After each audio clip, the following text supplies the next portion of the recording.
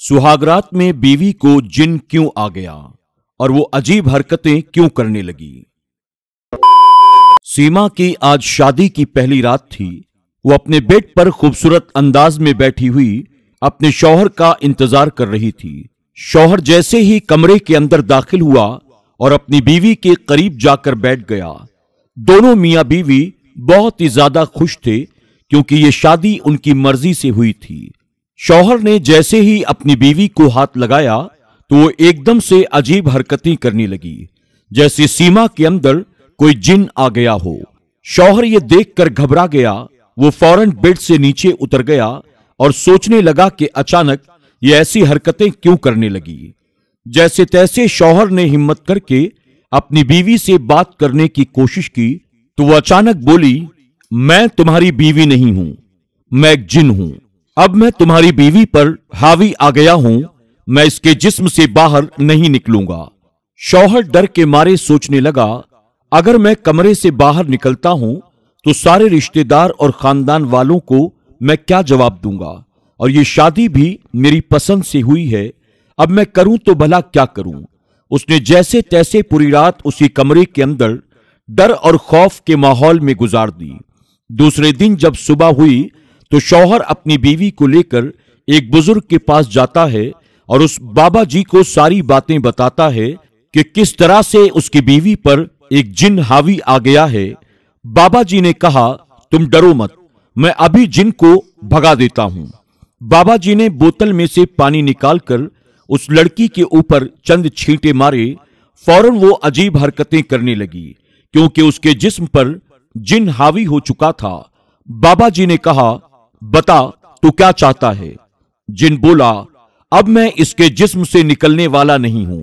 बाबा जी ने जिन से कहा, अगर तू नहीं निकला तो मैं तुझे जला दूंगा।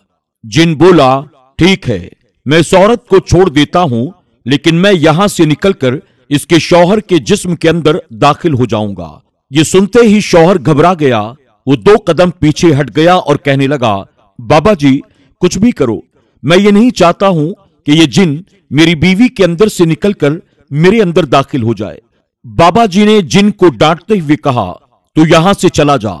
अगर तू दोनों में से किसी के भी जिस्म में दाखिल होने की कोशिश करेगा तो मैं तुझे जलाकर खाक कर दूंगा। जिन ने कहा, ठीक है, मैं चला जाता हूं, पर मैं इस शर्त पर जाऊंगा, अगर इन दोनों मियां बीवी में से किसी एक ने भी एक वक्त की नमाज को कज़ा किया तो मैं इसके शौहर के जिस्म के अंदर दाखिल हो जाऊंगा। शौहर ने कहा, मुझे यह मंजूर है, मैं आज के बाद एक भी नमाज कज़ा नहीं करूंगा। वो अपनी बीवी को लेकर घर वापस आ जाता है।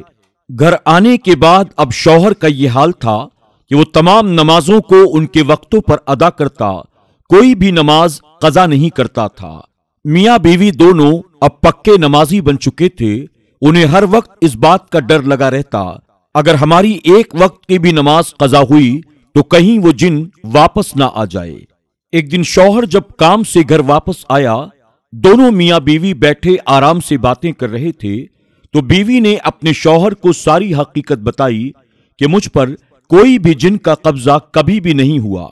मैंने सिर्फ आपको नमाजी बनाने के लिए ये सारा ड्रामा किया था। मैं ये चाहती थी कि आप नमाजों के पाबंद बन जाएं। मुझे शादी से पहले ही ये बात मालूम हो गई थी कि आप नमाजें नहीं पढ़ते, इसलिए मैंने शादी की पहली रात ही ये सारा ड्रामा किया ताकि आप नमाजों के पाबंद बन जाएं। मैं नहीं चाहती थी कि मेरा शौहर बेनमाजी हो और उससे अल्लाह और उसके रसूल सल्लल्लाहु अलैहि वसल्लम नाराज हों। मैं अपनी इस गलती के लिए शर्मिंदा हूं, लेकिन मेरा मकसद सिर्फ आपको नमाजी बनाना था। दोस्तों, बीवी ने अपने शौहर को नमाजी बनाने के लिए ये जो कुछ भी किया था, उसका ये करना सही है या गलत, कमेंट बॉक्स में जाकर अपनी राय जरूर दीजिएगा। और आज की वीडियो के बारे में आपकी क्या राय है, ये भी हमें जरूर बताइएगा। वीडियो पसंद आने की सूरत में इसे लाइक करना और अपने दोस्त अहबाब के साथ शेयर करना न भूलें।